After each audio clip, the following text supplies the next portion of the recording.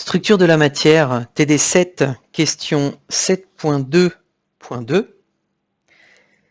Cette fois, on prend l'atome du 7.2.1 et on lui applique un champ extérieur.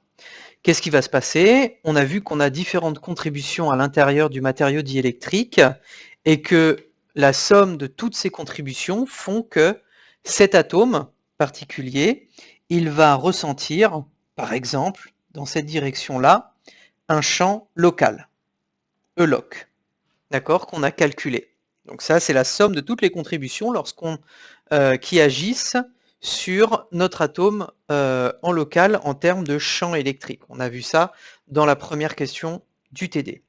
Qu'est-ce que ça va avoir comme effet? Eh bien, ça va déplacer le barycentre des charges. D'accord? Donc ça va décaler le nuage électronique, donc soit décaler le nuage d'électronique de moins R, ce qui revient de manière équivalente à décaler le noyau de plus R. Donc on va avoir ici un décalage, d'accord, dans le sens du champ électrique du noyau qui va avoir une nouvelle position d'équilibre. Où se trouve cette position d'équilibre R? Eh bien, à l'équilibre, la somme des forces qui s'appliquent sur le noyau doit être nulle. Et qu'est-ce qu'on a comme force? Qu'a-t-on comme force qui s'exerce sur le noyau? On a la force électrostatique due à E-loc, d'accord, qui est due au champ extérieur, et on va avoir une force de rappel du nuage électronique, d'accord, qui va produire un champ dans la sphère à la distance petit r. Alors, à l'équilibre, on a la somme des forces qui s'appliquent sur le noyau qui est égale à 0. On a la force due à E-loc qui va être égale à F local, je vais l'appeler F local, qui va être égal à ZE fois E-loc. D'accord? Et ensuite, on va avoir la force de rappel qui va contrebalancer celle due au champ local, due au nuage électronique,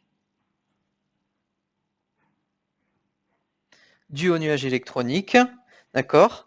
Et pour ça, ça va être la même chose, ça va être F, je vais appeler ça F électron, qui va être égal à moins ZE fois le champ produit par ces électrons à la distance R. Donc ce qu'il faut calculer, puisque E-loc on le connaît, c'est quelle est la valeur du champ créé par une sphère chargée de manière homogène à la distance R. Alors pour ça, on va prendre le champ créé par une sphère de rayon R. Ça, je vous laisse retourner au cours d'électromagnétisme de deuxième année normalement, par le théorème de Gauss. Alors allons-y, on fait le théorème de Gauss dans cette sphère, et on trouve que l'intégrale de E-, le flux de E- à travers cette surface, c'est égal à la somme des charges à l'intérieur de l'ensemble de la sphère. C'est égal à Q intérieur dans la sphère. Alors, Q intérieur sur epsilon 0. Donc, ça peut se réécrire comme E- multiplié par 4pi petit r carré, c'est égal à la somme des charges à l'intérieur de la sphère, c'est-à-dire Q interne sur epsilon 0, c'est donc ρ qu'on a calculé ici, multiplié par 4 tiers de pi grand R atomique au cube, Pardon. Tac, tac, tac. Multiplié par... Oh là là, je raconte des bêtises. C'est bien entendu la charge qui est contenue à l'intérieur de la petite sphère. Je ne sais pas pourquoi je raconte que c'est la charge qui est dans la grande sphère. C'est bien entendu, hein, on oublie tout ce que j'ai dit avant. C'est la charge contenue dans la petite sphère. Et donc ici, c'est bien entendu 4 tiers de pi petit r au cube. Et là, bien entendu, on ne voit pas le cube. Hop là, petit r au cube. OK, divisé par epsilon 0. Alors, on a les 4 pi ici qui se simplifient. On peut développer ρ, normalement. On peut développer ρ. Donc ça nous donne que le champ créé à une distance r par le nuage électronique va être égal. Alors ρ, c'est 4 tiers de pi. C'est pas ça. C'est moins ZE sur 4 tiers de pi fois R atomique au cube, multiplié par R cube sur epsilon 0 divisé par R carré. OK. Donc, ça va être, hop, hop, E moins, j'ai oublié le petit 3 ici, là, qui manquait. Donc, on a un fois 3 ici. Donc, on a les 3 qui vont s'annuler. Ça veut dire E créé par la force de rappel électronique. Ça va être moins ZE sur 4pi R atomique au cube fois epsilon 0 fois R. Et là, on est bon. Et comme le champ va être radial, on peut rajouter un petit vecteur ici. Hop. Donc ça, c'est le champ de rappel du nuage électronique qui vient s'opposer au champ local. Hop. Donc on voit bien qu'on est en moins R. Donc le champ local vient déplacer dans ce sens-là, en gros, et le nuage électronique crée une force de rappel dans l'autre sens. Et donc, la position d'équilibre, elle est quand l'un est égal à l'autre.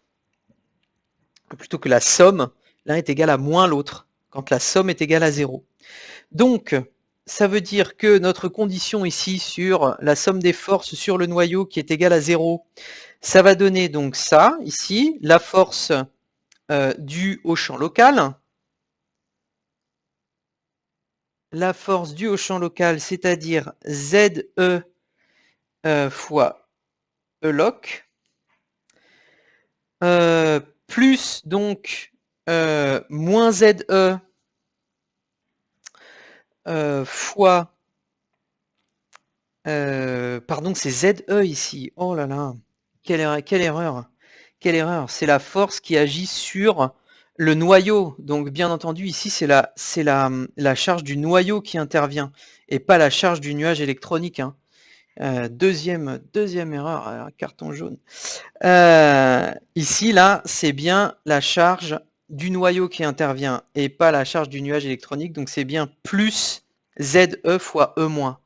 Et donc on se retrouve avec moins ZE au carré sur 4pi epsilon 0 R atomique au cube fois petit r égale 0. Donc, si on mélange tout ça, on doit se retrouver avec R, ici, qui est égal, donc la position d'équilibre du noyau après l'application d'un champ extérieur qui génère un champ local ELOC, ça va être égal à, alors si je passe ça là et je divise, on va avoir ZE sur ZE, ok, on va avoir donc déjà ELOC, paf, E loc, donc ça va être proportionnel à E local, et on va avoir 4pi epsilon 0 R atomique au cube divisé par ZE.